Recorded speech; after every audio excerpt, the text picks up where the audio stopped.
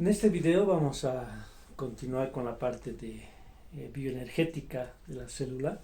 Si bien estamos en el capítulo de estructura celular, pero no vamos a separar, ¿no?, estructura de la mitocondria del proceso de respiración aerobia. Ya en el anterior video hemos visto la estructura de la mitocondria y hemos hablado del proceso bioenergético de la respiración, ¿no?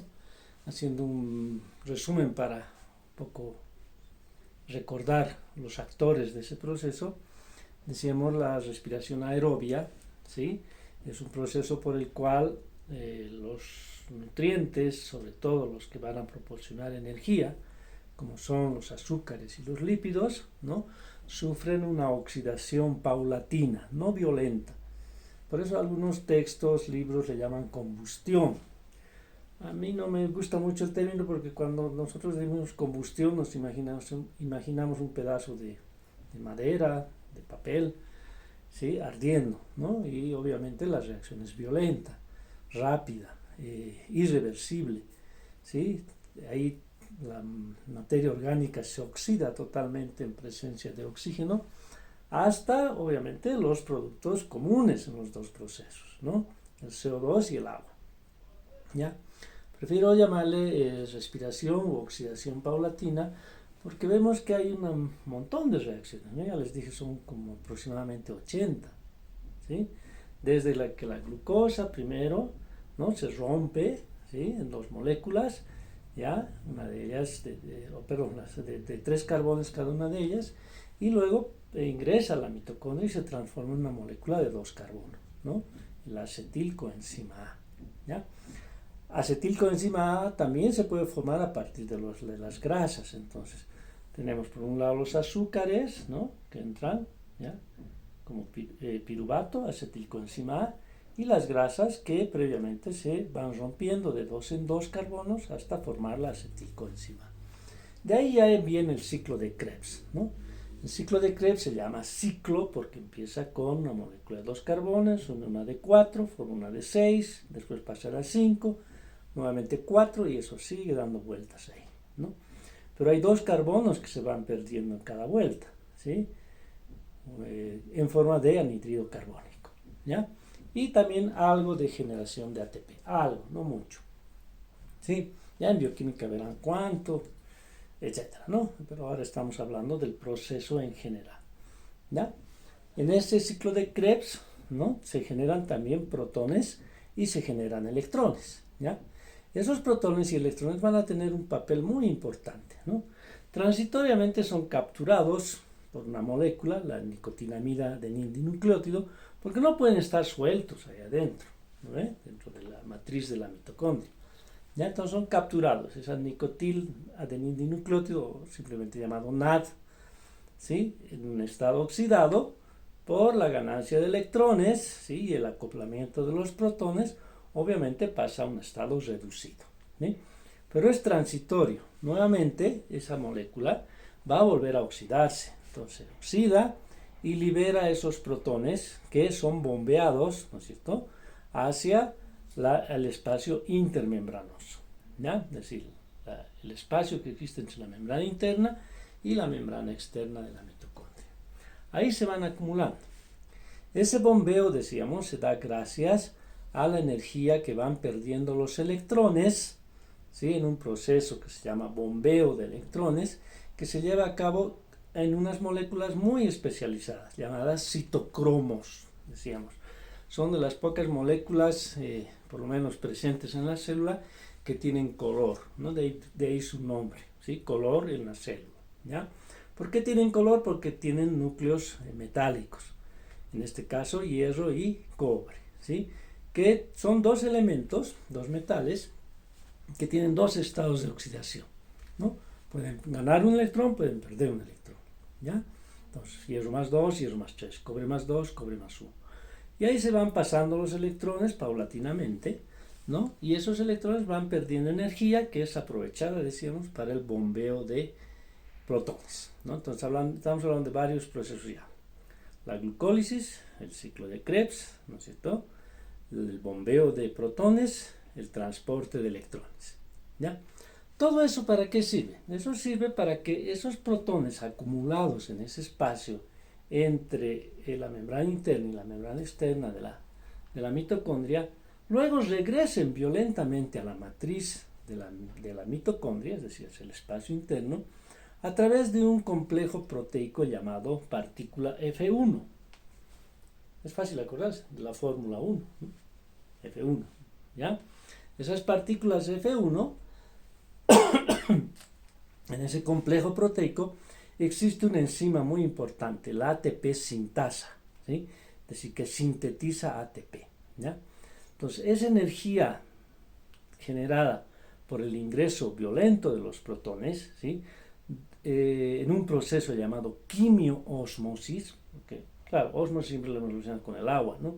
Pero en este caso ingresa algo más pequeño todavía que el agua, simplemente protones, ¿no? Pero es una ósmosis, ¿por qué? Porque van las moléculas donde hay más hacia donde hay menos, ¿sí? Entonces ingresan violentamente y esa energía es la que aprovecha la ATP sintasa para unir al ADP, ¿sí? A la molécula adenosin difosfato, un fosfato más, y formar el adenosin trifosfato, ¿ya? Que ya lo hemos dicho muchas veces, es la molécula bioenergética más hábil, más, digamos, más usada dentro de la célula, ¿ya? Hay otras, pero tienen algunos usos muy particulares, ¿sí? Entonces así se genera el ATP, ¿ya? Ahora bien, ¿qué va a pasar con esos protones que has reingresado? ¿No? Tampoco pueden quedar sueltos por ahí. ¿Qué va a pasar con esos electrones que han ido perdiendo energía en ese transporte de electrones? ¿Sí? Tampoco pueden quedar sueltos ahí. Entonces se conjuncionan los dos con el oxígeno, ¿sí? El oxígeno es el último aceptor, ¿no? El oxígeno molecular que viene del aire, ¿no? Es el último aceptor de electrones, ¿sí? Y de protones, ¿sí? Y eso da lugar a la formación de agua, ¿ya? Entonces tenemos los dos grandes productos, anhídrido carbónico y agua. ¿Estamos? Ahora vamos a hablar del cloroplasto. El cloroplasto es otro organelo, también membranoso, ¿sí? Vale decir, está hecho de membrana. Está hecho de membrana, en el que se lleva a cabo la fotosíntesis. ¿Sí? La fotosíntesis. Sin duda, el proceso energético más importante en la naturaleza, ¿no? ¿Por qué? Vuelvo a repetir. En esta fotosíntesis, la energía luminosa, ¿sí? Es decir, la energía de la luz visible, ¿ya? Valga la redundancia, ¿no? La luz visible se transforma en energía química, ¿sí? Es decir, todo un cambio trascendental, ¿no? El programa en la tele, ¿se acuerdan? Cambio trascendental, ¿sí? Unas arregladas terribles, ¿no? Aquí realmente es un cambio trascendental, ¿no? ¿Por qué? Porque el anterior proceso, la respiración, ya lo hemos dicho, es simplemente, bueno, simplemente es un decir, ¿sí? Es el paso o la transferencia de energía química a otra molécula, pero también es energía química, ¿no? La energía que está acumulada en los enlaces de los nutrientes que nos proporcionan energía, azúcares, lípidos y excepcionalmente las proteínas, ¿sí? Esa energía es trasladada a otra molécula bioenergética, ¿no? La ATP, generalmente, ¿ya? Pero no hay mucha, digamos, transformación, es más bien una transferencia, ¿sí? En cambio acá sí hay una transformación, ¿no? ¿Sí? Es como decir, a ver, la energía eléctrica, ¿no? El flujo de electrones, la vamos a transformar en calor, ¿no? Entonces aprovechamos que algunos metales ofrecen una mejor o más resistencia al paso de electrones, entonces los electrones al querer pasar, ¿no? Generan calor, ¿no? Entonces ahí transformamos la energía eléctrica en energía calórica. Esto todavía es más extraordinario, ¿no? Cómo la energía luminosa es transformada en energía química, ¿sí? Puesto en reacción, decíamos, en este caso vamos a ver por etapas, obviamente, que el anhídrido carbónico más el agua, ¿ya?, generan glucosa, ¿no? Generan glucosa. Y obviamente algo también muy importante, ¿sí?, la formación de oxígeno, ¿sí? Por si acaso, ¿no?, hay que enfatizar que este oxígeno proviene del agua, ¿ya? En algún momento se pensaba que provenía del anhídrido carbónico. Sin embargo, un experimento ya de hace muchísimos años en que, ¿no?, en vez de agua se utilizó la molécula más parecida al agua. ¿Cuál es? De la familia del oxígeno. Oxígeno, azufre, selenio, teluro. En este caso el azufre, ¿no? Entonces utilizó azufre, ¿sí?, más CO2, ¿ya?, igual, ¿sí?, más SO2, ¿sí?, azufre, ¿ya? Entonces eso demostró que evidentemente, ¿no?, el oxígeno proviene del agua y no del anhídrido carbónico, ¿ya? Bueno, fíjense, es todo lo contrario a la respiración, ¿no? En la respiración, ¿sí?, se combustiona, ¿sí?, se oxida paulatinamente la glucosa en presencia de oxígeno hasta dar como productos finales, decimos, ¿no?, anhídrido carbónico y agua. En realidad el anhídrido carbónico, ya hemos visto, se libera antes, ¿no?, en el ciclo de Krebs, ¿ya? Y el agua sí, es la última molécula que se forma, ¿ya? Ahora, la fotosíntesis es todo lo contrario, ¿no? ¿Ya? Aquí obviamente parecería que fácilmente se puede juntar el CO2 y el agua. No, es un proceso bastante complejo.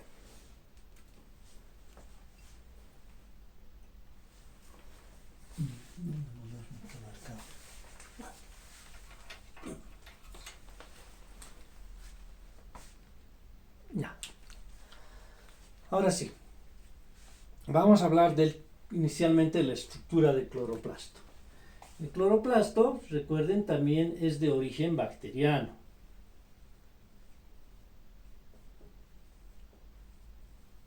¿Ya? De origen bacteriano.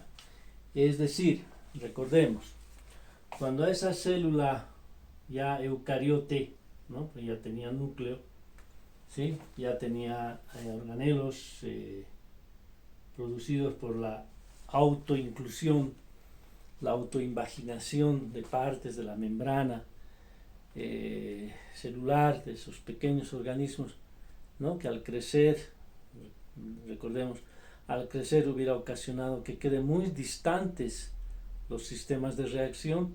Entonces una forma de volver a la normalidad, a la velocidad normal de reacción, fue hacer compartimentos, ¿no?, lo que hoy llamamos organelos, ¿sí? Entonces todas las enzimas quedaban nuevamente muy próximas, y obviamente cuando están más próximas los reactivos tienen que viajar menores distancias, ¿no? Entonces obviamente las reacciones se aceleran, ¿ya? Entonces cuando ya sucedió aquello, ¿no es cierto?, también hemos dicho que las mitocondrias, ¿no es cierto?, eran bacterias con capacidad de síntesis de ATP, ¿ya? Así ingresaron, ¿no?, y conformaron lo que hoy llamamos mitocondrias, ¿sí? Ahora estamos hablando del cloroplasto, igual. Vamos a pintar el verde por el color que siempre tienen o generalmente tienen los cloroplastos, ¿no? Entonces, bacterias, ¿sí?, con capacidad de fotosíntesis, ¿sí? ¿Ya no existen? Existen, ¿sí? Existen. Mucha de la fotosíntesis en el planeta Tierra es llevado a cabo aún por estas bacterias. Claro, siempre desde niños, desde el colegio nos han enseñado, ¿no? Las plantas, los pulmones del planeta, que son las que producen oxígeno, etcétera. Sí, es cierto, ¿no? Pero no nos han indicado también que las bacterias cumplen mucho de esa función, ¿ya? Las bacterias que hacen fotosíntesis también generan oxígeno, ¿no? Entonces son importantes, ¿sí? Entonces cuando estas bacterias ingresaron, ¿no?, conformaron unos organelos que llamamos cloroplastos, ¿ya? Y por eso obviamente el cloroplasto también tiene características de las bacterias, ¿no? Tiene un remanente de material genético, ¿sí? Tiene una doble membrana también, ¿sí?, aunque no tiene las características de la membrana de la mitocondria. Es del tamaño también de las bacterias, más o menos unas 3-5 micras, ¿ya? Es un poco más grande que la mitocondria, ¿sí? Y su número también es variable, ¿ya? Número variable. Acá abajo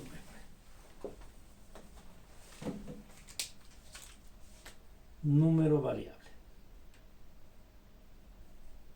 Que obviamente depende también de la actividad fotosintética,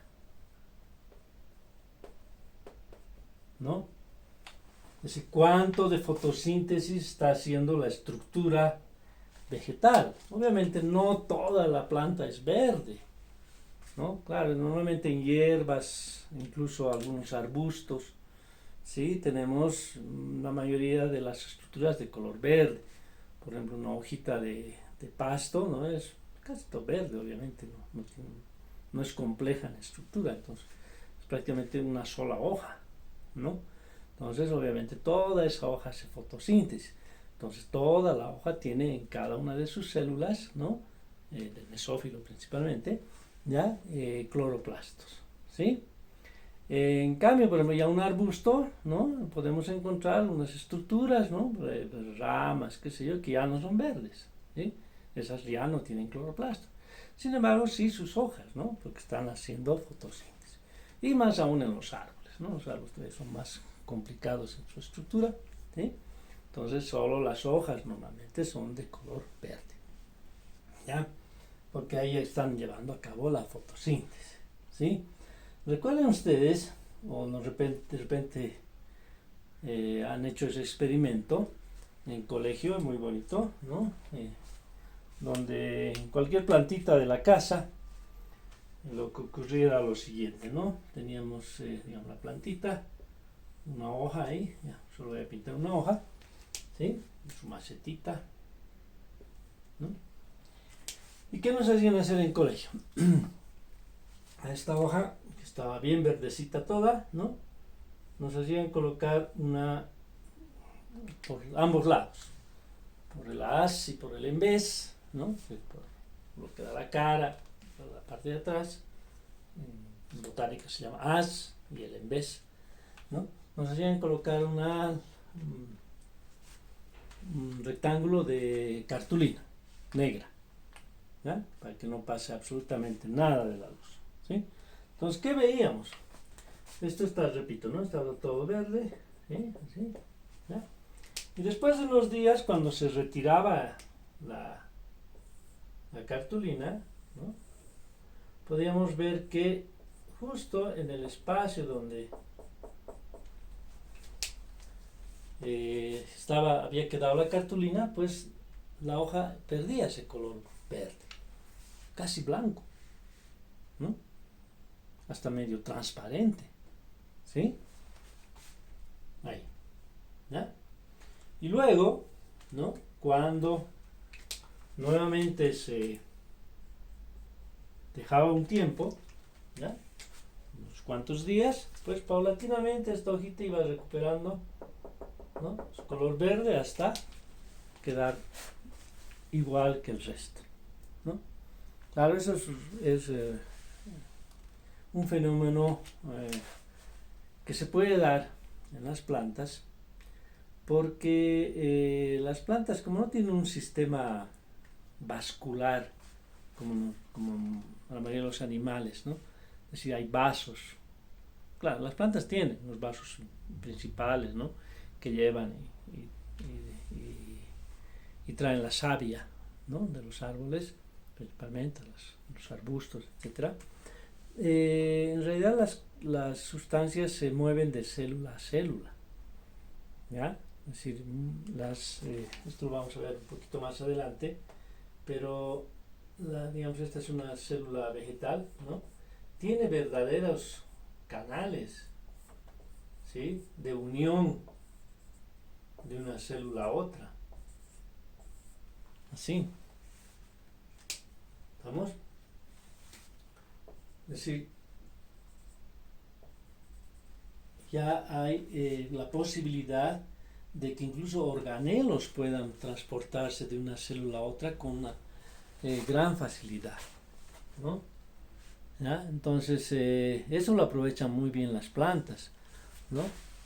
Por ejemplo, en este caso, ¿no?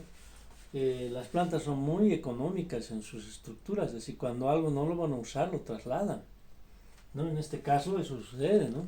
Aquí estaban los cloroplastos, ¿ya? ¿Sí? Estaban ahí, no estaban haciendo ninguna actividad, ningún trabajo, entonces salen de ese espacio, ¿no? Se salen, por eso es que esto transitoriamente queda sin color, ¿no?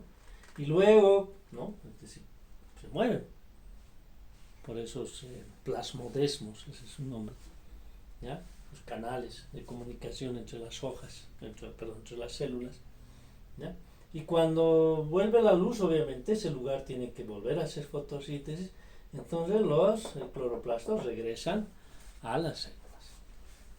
¿Vamos? Entonces, por eso es que es variable, ¿no?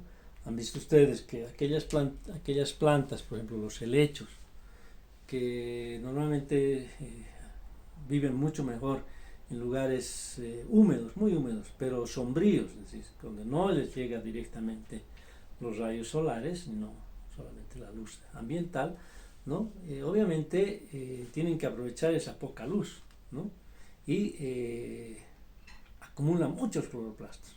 Por eso es que los helechos son tan verdes, ¿no? Tienen muchos cloroplastos.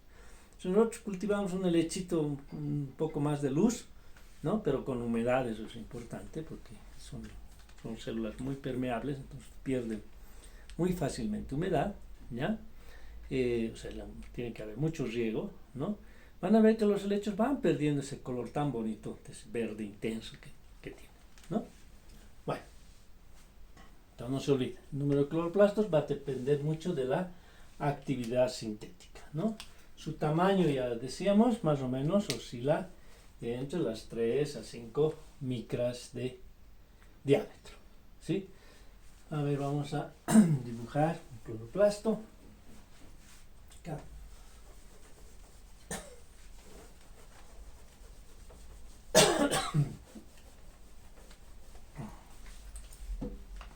Entonces, el cloroplasto es más redondeado que la mitocondria, ¿no? Aunque ojo, las mitocondrias no todas son así como manicitos alargados, ¿no? Hay células que tienen mitocondrias también un tanto más redondeadas que otras, ¿ya? Por si acaso. Aquí tenemos la membrana externa, ¿no? Y también hay doble membrana, ¿sí? Y tenemos la membrana interna. Aquí esta membrana interna no tiene ninguna característica especial como tenía la membrana de la mitocondria, ¿recuerdan? ¿Por qué? Porque en esa membrana plegada, ¿sí? Hay muchas enzimas que tienen que ver con la síntesis de ATP. Acá no, ¿ya? Es una membrana interna muy similar al resto. Lo que sí contienen son unos especies de discos, ¿no? Apilados unos con otros, ¿ya? De esta manera, que incluso pueden en algunos lugares comunicarse, ¿no? Por la extensión de su membrana, ¿ya? Comunicarse una pila de estos discos con otra pila de estos discos, ¿no? El disco individual se llama tilacoide, ¿sí? Tilacoide, ¿ya? Y el conjunto de discos se llama grana, ¿sí? El espacio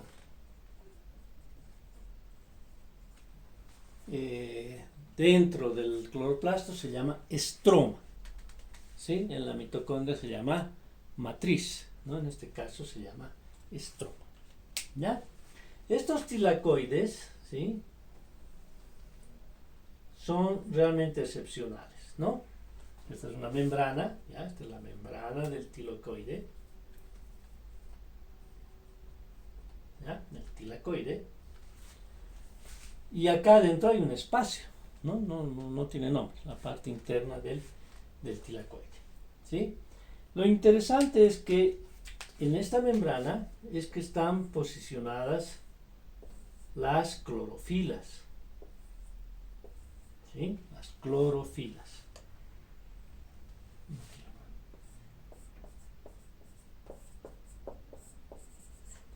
Las clorofilas, recuerden, son moléculas orgánicas que tienen en su composición como núcleo principal al magnesio, ¿ya? Un metal que hemos dicho desde los primeros capítulos es susceptible del efecto fotoeléctrico.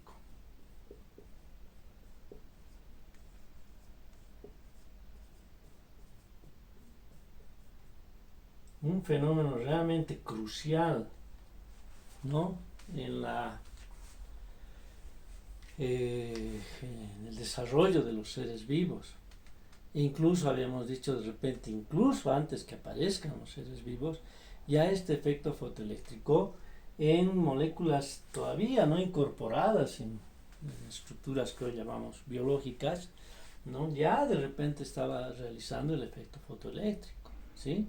Actuando sobre el magnesio, ¿ve? Es decir, el desprendimiento de electrones gracias a la incidencia de la luz visible, ¿ya? Aquí vamos a recordar, ¿no? Cuando la luz visible, ¿sí? El fotón llega a las clorofilas que tienen el magnesio, arrancan electrones, ¿sí?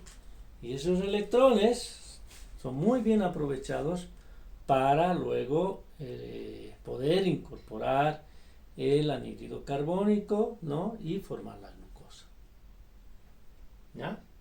Obviamente en ese proceso también se forma el oxígeno, ¿sí? De eso es lo que estamos hablando y eso es lo que vamos a ver en forma un poco más, no un tanto esquemática, no un poco, sino mucho, muy esquemática. ¿Por qué? Porque todavía no han llevado ustedes bioquímica, ¿no? Entonces, cuando lleven bioquímica, pues ya verán fotosíntesis con más detalle, no de repente con el detalle que se ve ciclo de Krebs, etcétera, porque obviamente nosotros, digamos, estamos más enfocados en las células animales que en las células vegetales, ¿no? Pero eso no nos exime de conocer, por lo menos con una buena base, ¿no? El proceso de fotosíntesis, ¿sí?